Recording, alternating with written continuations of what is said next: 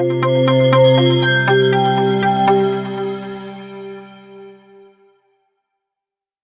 el objetivo de compartirles a ustedes tips informativos acerca de SagriLab. Hemos invitado a Lucía Cristina Echeverry, gerente de riesgos de la firma, la cual es administradora de empresas de la Universidad del Valle, especialista en sistemas de control organizacional y de gestión de la Universidad de los Andes, diplomada en gerencia de riesgos de la Universidad de La Sabana y diplomada en sistemas de administración de riesgos SARLAF de la Corporación Universitaria de Cataluña. Lucía tiene 16 años de experiencia profesional, de los cuales ha dedicado 10 a la implementación y administración de diferentes sistemas de gestión de riesgos y control.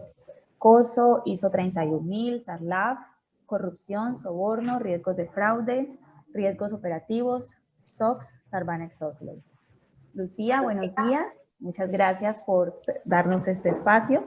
Es importante que conozcan que la grabación de esta información va a quedar en nuestro canal de YouTube para que puedan accesar a él las veces que ustedes necesiten. Gracias. Adelante, Lucía. Gracias. Buenos días a todos. De nuevo también muchas gracias a todos por acoger esta invitación y por participar de este espacio que hemos dispuesto para dar tips informativos sobre esta nueva norma tan importante que ha tenido pues tanto impacto en las organizaciones, dado pues que viene del ente regulador Super Sociedades y es de obligatorio cumplimiento. ¿Allí están viendo mi pantalla? Sí, Lucía. Listo, gracias. Bueno, ¿cuál es el objetivo y lo que queremos, digamos, lograr en este breve espacio que hemos dispuesto el día de hoy? Es dar a conocer algunos de los principales cambios o elementos de transición que hubo de SagLab a SagriLab. De pronto si pueden silenciar sus computadores, muchas gracias. Gracias.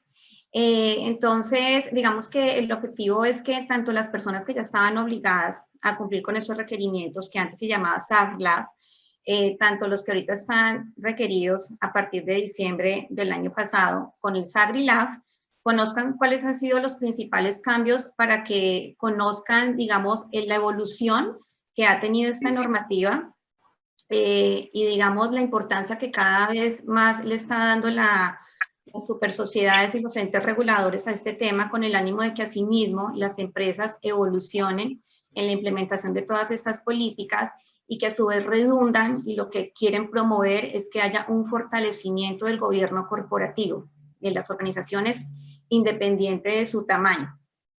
Entonces, digamos que la dinámica que traigo es como hacer unos comparativos de los principales elementos, lo que antes estaba en SagLab y lo que ahora tenemos como SagriLab, ¿listo?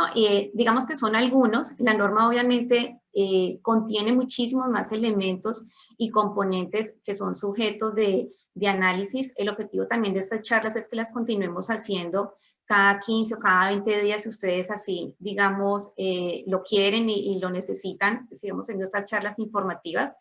Entonces vamos a quise traer a colación como los principales elementos y lo que está generando mayor inquietud en las personas y digamos lo que digamos todavía está muy como en el aire, algunos temas pendientes por aterrizar de parte también de las super sociedades. He participado en varios webinars y charlas donde estaba el superintendente y ha dado respuesta a alguna de ellas y quise pues como traer esos mensajes a ustedes para darles también mayor tranquilidad y empezar a resolver esas inquietudes. Entonces, lo primero, digamos que antes se llamaba SagLab, como ustedes lo saben. Esta de SagLab con la G en el medio salió en la circular externa 10005 de noviembre del 2017. Obviamente, antes de ellas también hubo otras, sino que estoy hablando pues de la penúltima antes de SagriLab y, bueno, se llamaba Sistema de Autogestión del Riesgo de Lavado de Activos y Financiamiento del Terrorismo. Ahora con SagriLab, digamos que es lo mismo, sino que se le metió el componente de la palabrita de integral. Sistema de autocontrol y gestión del riesgo integral del lavado de activos y financiamiento del terrorismo y asimismo también se incluyó también la tipificación de los riesgos de financiamiento o proliferación de armas de destrucción masiva. ¿Listo? ¿Por qué se incluyó también este tipo de riesgo? Porque Gafi, que es el organismo que expide las 40 recomendaciones a nivel mundial en todos los países sobre cómo establecer las políticas encaminadas a administrar este riesgo, solicitó que también Colombia debía incluir, digamos, la administración de este tipo de riesgo a nivel país. Entonces, es por eso que se metió. Muchas veces las personas lo ven como algo, y lo vemos como algo muy lejano, y que en Colombia, digamos, no opera tanto el tema de proliferación y todo eso, pero pues definitivamente al ser un flagelo mundial, pues también nos toca incluirlo dentro de la normativa y pues por lo tanto empezarlo a incluir ya dentro de las políticas internas y dentro de los manuales de las compañías. Entonces allí como el primer cambio de nombre y el por qué, digamos, ahorita se llama SAGRILAF. ¿Listo? Otro de los cambios, digamos, importantes es el tema del ámbito de aplicación. En rojo he dejado como los principales cambios para que lo sepan allí. Entonces, antes, a nivel general, eran las empresas vigiladas por las supersociedades que hayan obtenido ingresos o activos totales iguales o mayores a los 160.000 salarios mínimos legales vigentes en el año. Eso correspondía casi como a 120.000, 130.000 millones. Y asimismo, existían otros montos por sector. Ahora bajaron, digamos, ese monto de ingresos, haciendo que sea mucho más el universo de las empresas que están obligadas a implementarlo. Y muy seguramente quedaron ustedes allí, muchos de los que están participando en la regulación. Entonces, de esa manera, por favor, si colocan en silencio los computadores y celulares, gracias. Ahorita en SAGRILAF, digamos que esos montos disminuyeron a 40.000 salarios mínimos legales vigentes, ¿ya? Entonces, aproximadamente las empresas que están obligadas a implementar este tema de SAGRILAF son las que cumplieron ingresos iguales o superiores a los 35.000 millones de pesos a diciembre del año pasado. Entonces, como ustedes pueden ver, pues bajó de 160.000 a 35.000, eso hace que la sombrilla de las empresas obligadas esté muchísimo más amplia y mucho más grande para este tema. Allí también, digamos que solamente de manera general, voy a mirar los otros criterios también por sector, porque hay varios sectores que están obligados a implementar. Básicamente esto era los de 40.000 salarios mínimos legales vigentes son los que no están o en agentes en el sector construcción o en agentes inmobiliarios o en servicios jurídicos, que son los que tienen otro tipo de montos para cumplir con este requerimiento. Me enfoco más en el tema de los 40.000 salarios mínimos legales vigentes porque son las personas en donde más, digamos, convergen las organizaciones que están obligadas a partir de diciembre en la implementación de esto. Bueno, y también se establece un régimen de medidas mínimas, no vamos a ahondar allí porque digamos como que no es el alcance de esta charla, en donde básicamente, digamos, hay organizaciones que son consideradas actividades y profesiones no financieras designadas y lo que obligan es básicamente a que también gestionen los riesgos, pero no con todos los requisitos y los requerimientos que tienen estas otras, digamos, sectores que sí están vigilados. Entonces, esto pues como de conocimiento general, en caso tal pues de que quisiéramos ahondar más, pues ya tendríamos una charla independiente con cada una de las personas que así lo quisieran. Aquí el primer llamado, y también lo ha mencionado mucho el superintendente, es que las empresas son las encargadas de verificar si están obligadas a cumplir con SAGRILAF. Ya, digamos que dado que ya, como les comento, se abrió mucho más el espectro de las organizaciones obligadas, ya lo que se busca es un autocontrol y autogestión y que cada una verifique si cumple con estos montos y con estos criterios. Anteriormente, las supersociedades notificaban a través del representante legal que estaba obligado a cumplir con estos criterios o con estas políticas, pero ya digamos que la obligación es de cada una de las empresas entrar a mirar si están obligadas a sí mismo, y aquí hago un paréntesis para comentarles que también existe el tema del programa de ética empresarial, que lo que busca es todo el tema de regular los riesgos de soborno y de corrupción. Esos están obligados a implementarlo el 31 de abril. Y como tip informativo les comento que casi el 90% de las empresas que están obligadas a cumplir con SAGRILAF también están obligadas a cumplir con programa de ética empresarial. Entonces, de pronto por si no lo conocían, por si no sabían, por si de pronto lo habían escuchado por allí, pero no habían entrado a profundizar en el tema. ¿Listo? También si ustedes quieren, digamos, tener una charla particular con nosotros sobre si están obligados o no al tema del programa de ética empresarial, pues lo podemos revisar y también mirar entonces qué es lo que ustedes tienen que hacer respecto a este requerimiento. Bueno, otro elemento de transición, el tema del beneficiario final. El beneficiario final, digamos que en SAGLAF, y también sigue considerado así, sino que en SAGRILAF de pronto se amplió un poco más el concepto, decía que hace referencia a las personas naturales que finalmente poseen o controlan una contraparte, o la persona natural en cuyo nombre se realiza una operación o negocio. O también decía que eran las personas que ejercen el control efectivo sobre una persona jurídica o estructura jurídica que son titulares del 25% o más de su capital. Ahora en SAGRILAF, digamos que amplían un poco más el concepto en 3 aspectos, y es persona natural que actuando individual o conjuntamente ejerza control sobre la persona jurídica en los términos del artículo 260 del Código de Comercio.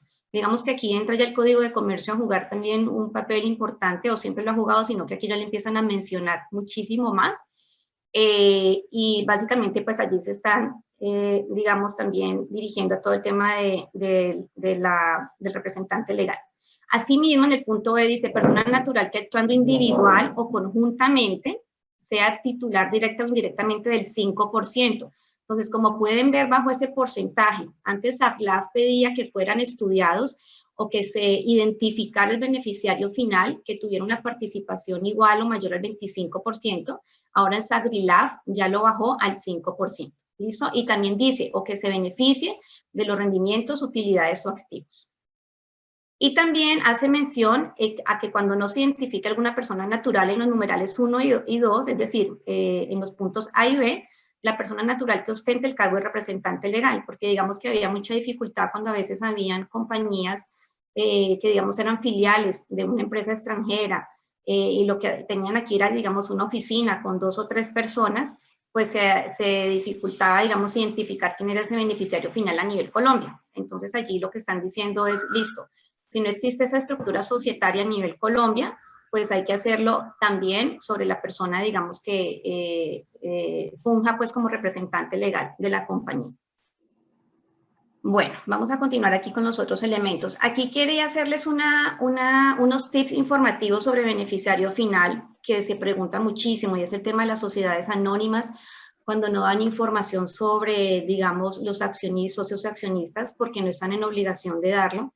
Ellos dicen que prevalece precisamente esta norma del Código de Comercio en el artículo 373 sobre la que pueda expedir la Superintendencia de Sociedades.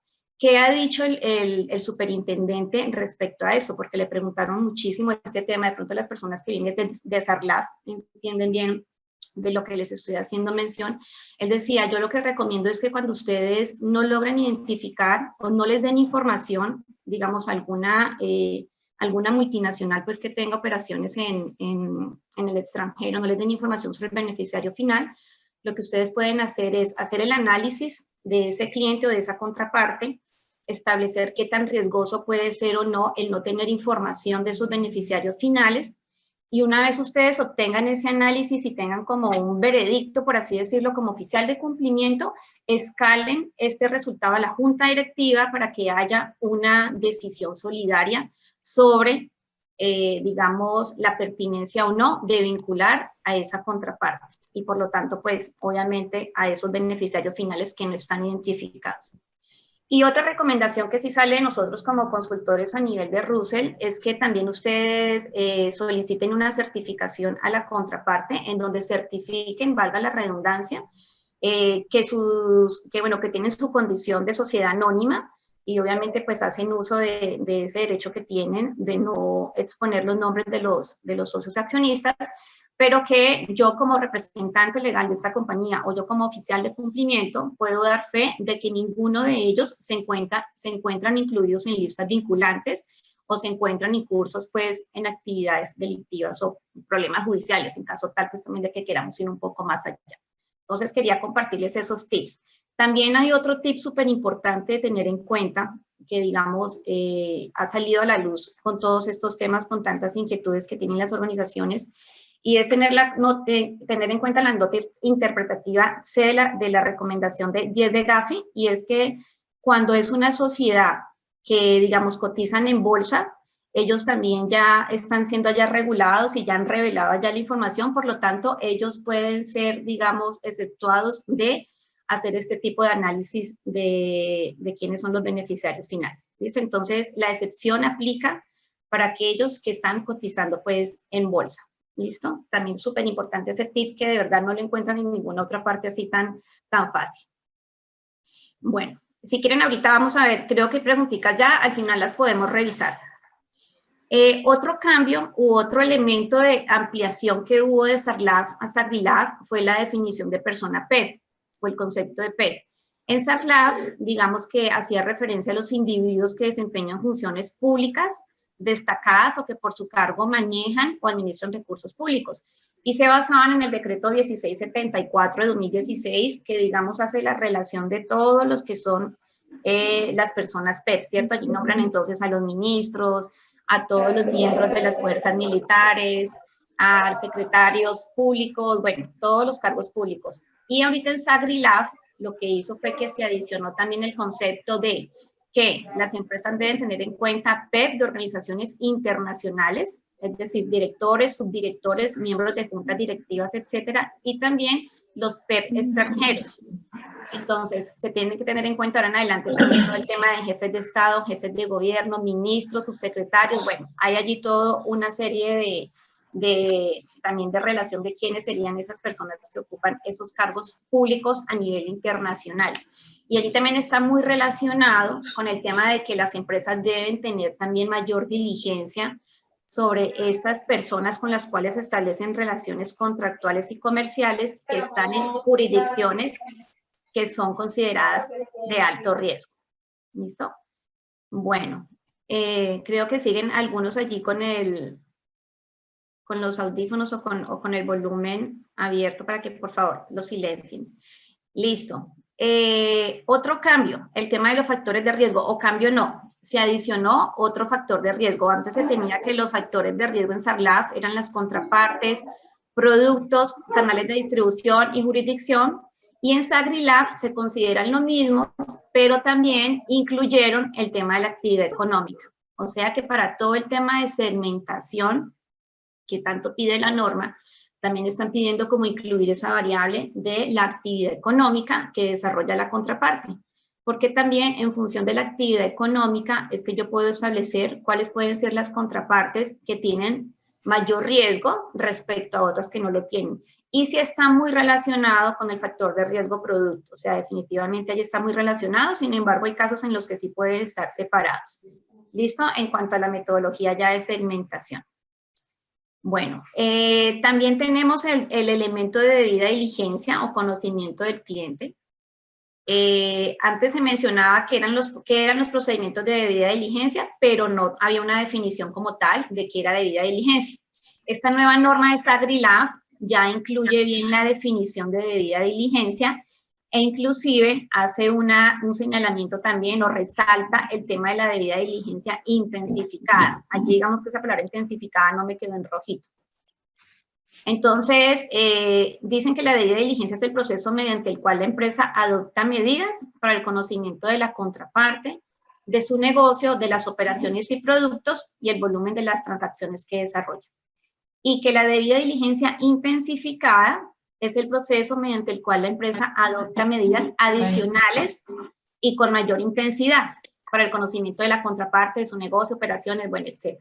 Entonces, lo que busca la superintendencia es que se empiece a aplicar la famosa premisa o la filosofía de gestión de riesgos, que es que a mayor riesgo yo tenga mayor control sobre esas contrapartes.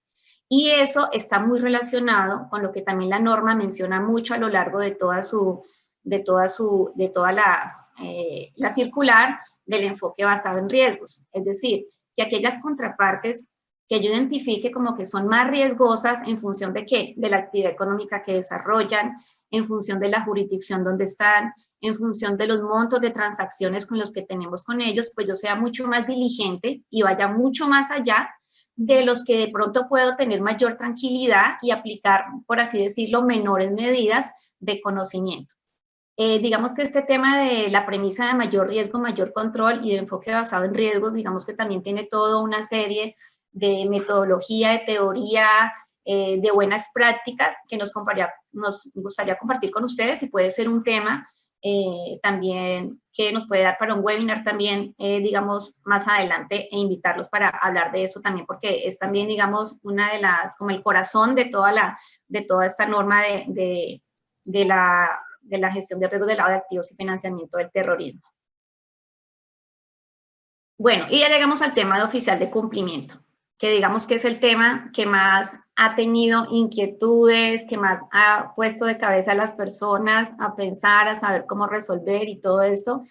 Entonces, quiero como darles un poco de claridad sobre el tema, sobre lo que la norma busca con este nuevo tema del oficial de cumplimiento, al cual le están dando definitivamente un direccionamiento más estratégico del que podía tener antes. Entonces, como ustedes pueden ver en SAGRILAB, habían esta serie de requisitos, y SAGRILAB lo que hizo fue ampliarlo a todo lo que está en los puntos rojos. Entonces, vamos a ver en qué consiste esta ampliación para que ustedes mismos vislumbren este direccionamiento estratégico que está buscando las supersociedades con este rol o con este cargo, en caso de que muchas veces no sea un rol, sino que definitivamente sea un cargo. Entonces, ellos decían en SAGRILAB, es la persona responsable de supervisar y verificar el cumplimiento del sistema. Ahora dicen es la persona responsable de la auditoría y verificación del cumplimiento del SAGRILAB. Es decir, ya le están dando funciones de auditor y verificación. ¿Listo? Con esto el mensaje también que se quiere mandar es, el oficial de cumplimiento es la persona encargada de coordinar las actividades, de diseñar el sistema, pero no es el encargado de hacer que se ejecute. El encargado de hacer que se ejecute son los diferentes líderes de área, quienes tienen a su vez la responsabilidad de las diferentes contrapartes, que ya saben ustedes que son los clientes, entonces la parte comercial, por así decirlo, los proveedores, con las partes de compras o logística de abastecimiento, los empleados, liderados por recursos humanos o por gestión humana, y pues los socios y accionistas, liderados muchas veces, eso sí ya es muchas veces a nivel ya jurídico o a nivel de la gerencia. Entonces, el oficial de cumplimiento no es el responsable de que todo se ejecute o de ejecutar esos controles. No, él va a auditar y a verificar que todo esto se esté cumpliendo. Entonces, el mensaje que empieza a mandar la super es listo. El oficial de cumplimiento es la cabeza y es el líder de este tema, pero ustedes, como líderes de área, tienen la obligación de gestionar también este riesgo mediante la operación y las transacciones que puedan tener ustedes con sus contrapartes. Luego decía SAGRILAB, que era designado por la Junta Directiva o máximo órgano social. Aquí también es igualito, es oficial de cumplimiento, debe ser igualmente designado por la Junta o máximo órgano social. ¿Listo? Allí también hay algo que voy a mencionar y que no coloqué allí, y es que esta nueva norma de SAGRILAB también pide que, digamos, se identifique o se nombre también a nivel interno un oficial de cumplimiento suplente. Eso no lo pedía la norma de SAGRILAB. Sin embargo, el que debe ser, digamos, nombrado de manera oficial y el que debe ser nombrado a través de acta debe ser el oficial de cumplimiento principal. Digamos que el suplente queda más como a nivel interno de conocimiento de que en caso de que faltara ese oficial de cumplimiento principal, pues el oficial de cumplimiento suplente entra a suplirlo, como bien lo dice su nombre, de tal manera pues que se garantice la continuidad de las actividades del SAGRILAB. Decía que no se podrían contratar con terceros las funciones asignadas. Ahora dice que se podrá tercerizar la función. Entonces, esto es un cambio también súper importante, que digamos ha sido positivo para muchas empresas, para otras no tanto, el hecho pues de poder tercerizar la función del oficial de cumplimiento, y hay un requerimiento, y es que ese oficial de cumplimiento pues no puede ser oficial de cumplimiento en más de 10 empresas. ¿Listo? Ahorita, si quieren más adelante hablamos bien de eso. Luego dice que se deben rendir informes al representante legal y a la Junta, como mínimo semestralmente. Es decir, le decían al oficial de cumplimiento, usted tiene que presentar informes a este órgano y al representante legal. Ahora dice en el punto D, presentar por lo menos una vez al año, de hecho ya también amplió la periodicidad, es decir, ya no es cada 6 meses, a la Junta Directiva o al máximo órgano social. Es decir, ya no nombra al representante legal.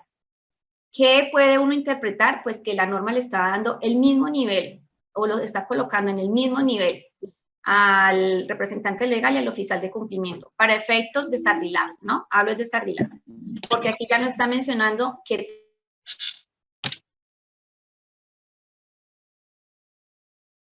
Bueno.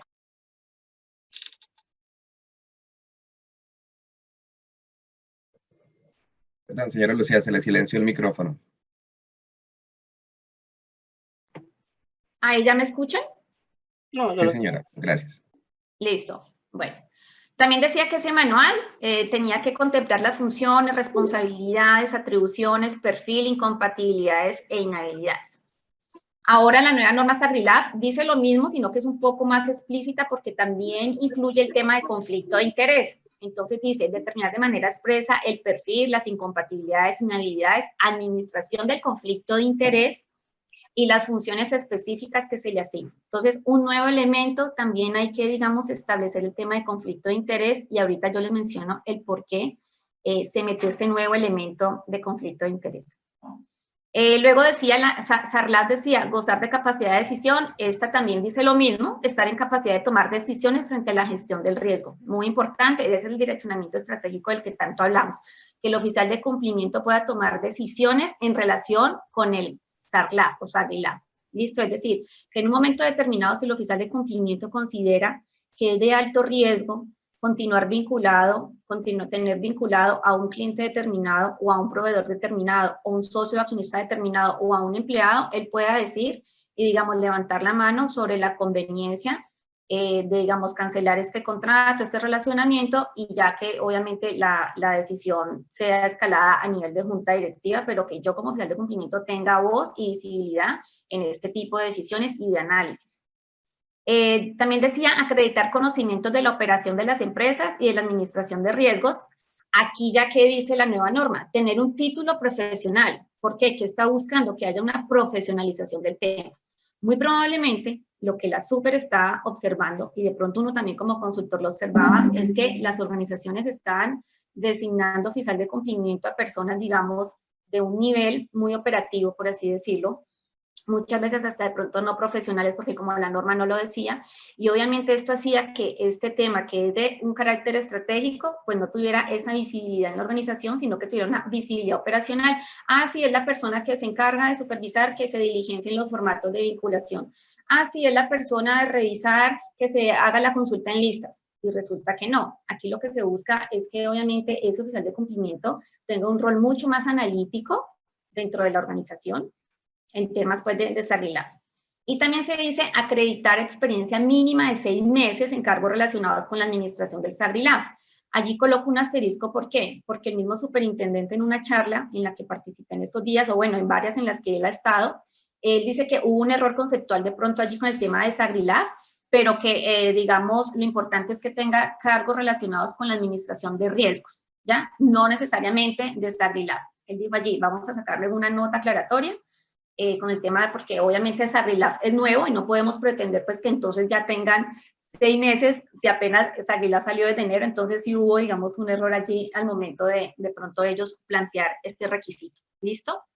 Bueno, contar con conocimientos suficientes en materia de administración de riesgos, pues allí ya está, digamos así, y acá, digamos que son como la ampliación de los requisitos que tiene la norma y que no tenía antes SAGRILAF. Dice, participar activamente en los procesos de diseño, dirección, implementación, auditoría, verificación del cumplimiento y monitoreo del SAGRILAF. Es decir, básicamente el que debería diseñar el sistema es el oficial de cumplimiento, obviamente pues muchas veces apoyados en los consultores como nosotros, pero él tiene que tener pleno conocimiento de dónde salieron todas esas políticas, de dónde salieron todos los procesos y todo lo que dice el manual, porque muchas veces pasaba o ha pasado que el oficial de cumplimiento, listo, se contrata a la persona, digamos, especializada o experta en el tema, les hace todo el montaje y todo el diseño, pero el oficial de cumplimiento a veces no podía participar en reuniones, no podía estar allí y muchas veces no sabían de dónde habían salido muchas de las políticas que habían quedado plasmadas allí en el manual. Entonces, eso no debe ser así. Obviamente, yo como oficial de cumplimiento, dueño de mi sistema y dueño de mi manual, tengo que saber de dónde salió cada uno de los puntos que están planteados en el manual, porque es que el manual se convierte prácticamente en lo que ustedes dicen que van a hacer y cómo lo van a hacer. Y pues, ¿quién es el dueño y el oficial de cumplimiento? De tal manera que cuando uno va a hacer una auditoría, una revisión o en un ente regulador, obviamente, pues, ¿quién es el que debe dar respuesta de dónde salió todo? Pues el oficial de cumplimiento. Entonces, por eso también allí se hace tanto énfasis en que debe participar activamente en estos procesos de diseño dirección, implementación, auditoría, etcétera. Tener comunicación y depender directamente de la junta o máximo órgano social. Digamos que a nivel de cuando uno hace los manuales, uno lo que hace es hacer la estructura organizacional o el organigrama para SAGRI-LAF, en este caso, ¿ya? Que puede ser un poquito diferente al organigrama general de la compañía. Porque para efectos de SAGRI-LAF se busca que ese oficial de cumplimiento tenga comunicación directa con la junta directiva. ¿Listo? Que yo no tenga que estar pidiéndole consideraciones a un jefe o consideraciones al representante legal sobre el análisis que yo realice sobre el sistema. Entonces, allí también miren ustedes cómo cada vez le da un carácter más estratégico a este cargo y a este rol. Y prácticamente le está diciendo, usted ya no le tiene que reportar a efectos de SAGRI-LAF, hago muy bien la aclaración, no quiero decir que ya sea, digamos, para las otras funciones que pueda tener, sí puede funcionalmente depender de de otros jefes y otras áreas, pero a efectos de SAGRI-LAF, pues sí debe tener comunicación directa con la Junta. Y por último, el tema de no pertenecer a la administración o a los órganos sociales, ni de auditoría interna o control interno o externo. Eso también es lo que ha generado, digamos, mayores inquietudes en la organización. Entonces, ¿qué ha pasado? Digamos que a nivel del Código de Comercio se establece que la administración es considerada miembros de junta directiva, socios accionistas y el representante legal y todas las personas que, digamos, la compañía por estatutos tenga allí que forman parte de la administración. Pero también hace más claridad en un punto más abajo que dice que son los líderes, el líder financiero, el líder administrativo, Entonces, obviamente, la inquietud que han tenido las organizaciones es, bueno, entonces, ¿a quién nombramos? Porque digamos que la estructura a veces es muy limitada, no quedan muy maniatados a quién nombrar. Entonces, ¿a quién podemos nombrar? Si nos están pidiendo un carácter estratégico, pero no nos están pidiendo, o nos dicen que no podemos, digamos, nombrar a ninguno de nuestros líderes o que forman parte de la administración. Entonces, allí hay varios puntos a resaltar. Primero, pues ha sido un punto también que se mencionó mucho en las diferentes charlas que ha estado el superintendente. En una de esas, él dijo, no, para nosotros es considerada la administración, el junta directiva, accionistas y representante legal. Y si ustedes van a nombrar a una persona ya de nivel jerárquico gerencial, lo que ustedes tienen que hacer es garantizar que no haya conflicto de interés. ¿Listo? Entonces, básicamente, con eso es que ya las empresas se empiezan a mover mucho mejor. Es decir, conflicto de interés, ¿quién es? En mi concepto, yo diría, por ejemplo, el tesorero, ¿ya? El tesorero, al ser la persona que maneja los recursos, que hace los pagos, pues obviamente es el que maneja el activo, el dinero, pues hay un conflicto de interés allí. Entonces, no es lo más, digamos, recomendable llegar a nombrar a un tesorero como oficial de cumplimiento. O asimismo, en mi concepto, los directores administrativos y financieros también obviamente son, como su nombre lo dice, administrativo, a pertenecer a la administración y obviamente a manejar todos los temas de proveedores, de clientes, etcétera. Entonces, tampoco es tan conveniente nombrarlos a ellos. Sin embargo, uno que puede llegar a hacer, porque la misma norma dice el tema del conflicto de interés.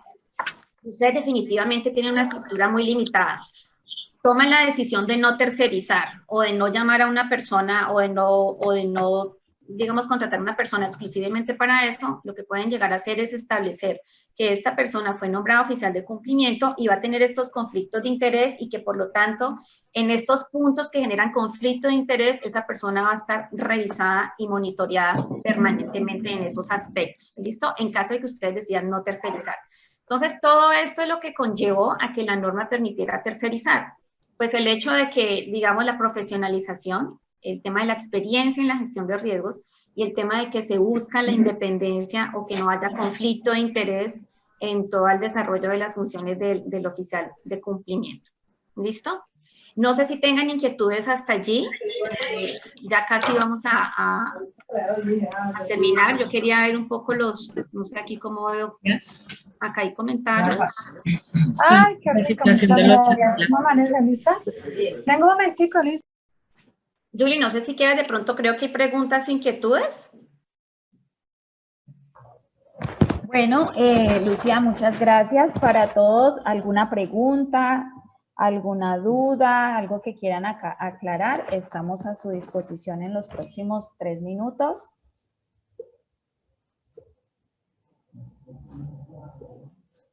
Recuerden que tenemos la memoria de estos tips que son muy importantes para el cumplimiento de la norma en nuestro correo info@ruselbergpormsa.com. Pueden enviarnos ahí su correo, lo vamos a poner también en nuestro canal de YouTube para que ustedes puedan volver a recordar todo esto que Lucía nos ha compartido, que hemos considerado que es muy importante para el cumplimiento de sus compañías. Agradecemos la participación de nuestros clientes a nivel nacional, de nuestros compañeros y de todas las personas que se han interesado en este tema, que definitivamente para nosotros pues ha sido una información muy importante compartirles, porque esto nos va a permitir seguir apoyándolos en el cumplimiento de todas las normas. Entonces, debido a que no hay preguntas, ninguno... Daniela Silva, ¿tienes alguna pregunta?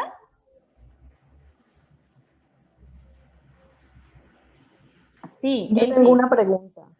Dale. En cuanto a la función del revisor fiscal, en uno de los artículos de la circular está que el revisor fiscal debe solicitar el usuario y la contraseña en el CIREL para envío de algún tema de operación sospechosa que pueda detectar. ¿Hay algo adicional a eso que debe hacer el revisor fiscal en este sistema? Es que tengo un cliente que me está solicitando que yo tengo que entrar al sistema y la verdad no le he entendido él qué es lo que quiere que yo haga en el sistema. Sí, lo que pasa es que la nueva norma sí les está asignando una nueva responsabilidad a los revisores fiscales, y es de que tienen la obligación también de reportar operaciones sospechosas.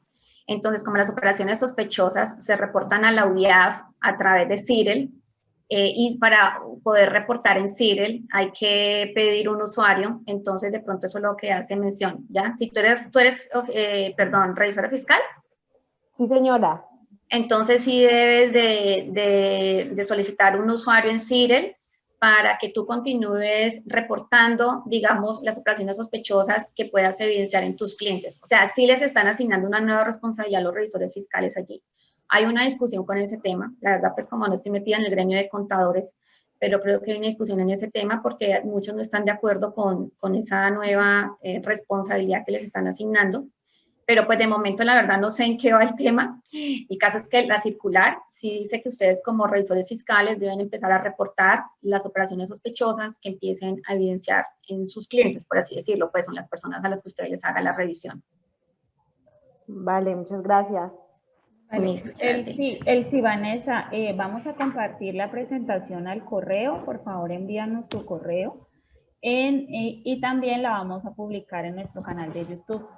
Puedes colocar tu correo en nuestro correo info@ruselbergpormsa, que está allí en la presentación, y con eso ya te lo enviamos. ¿Alguna otra pregunta?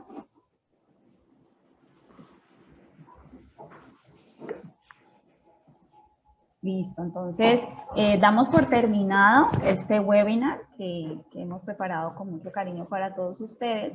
A Lucía, muchísimas gracias por tu tiempo, tu disposición y por esta información tan importante para nuestros clientes. Gracias a todos. Muchas gracias a todos por participar. Estamos esperándolos en los siguientes webinars. Que estén muy bien. Gracias. Gracias, que tengan un buen día.